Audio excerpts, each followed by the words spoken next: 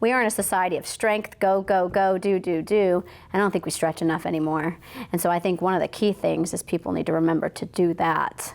Is there a right way to stretch and a wrong way to stretch? Because what I was taught, you know, as a kid in high school by the coach who God knows he had any training at all, yep.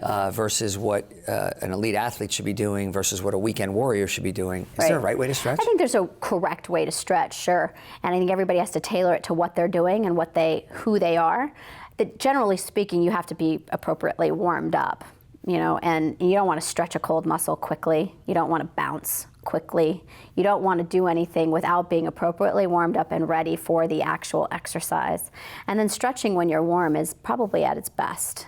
And then doing it in a strategic and non-rushed fashion. You know, it's not meant to be I stretched, so I'm only, yep, exactly. I'm only gonna stretch for 3 minutes and that leaves me, you know, 47 minutes and I don't want to cut out of my weight time and I don't want to cut out of my soccer time, so I just gotta stretch quickly. Yeah, that's not the idea of stretching. So I think that's something that everywhere in the body, no matter what sports injury, there's something you can stretch. IT bands for knee issues, you know, abductors, strengthening and stretching for hip issues, the calf and the soleus for ankle and foot issues, the plantar fascia, oh my gosh, plantar fasciitis, very common.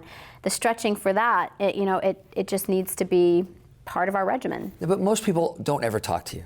They don't come to you to learn how to stretch. True. So where do you learn this information? You know, you have this great body of knowledge and expertise, but you know, you're busy fixing ankles and taking care of broken stuff. And how do people find out about this? Yeah, you know, cautiously, I would say partly the internet. You got to use correct, you know, grain of salt, you know, well off, you know, types of sites. We have American Academy of Orthopedic Surgeons puts out a little every day. The Foot and Ankle Surgeon Society puts out some information.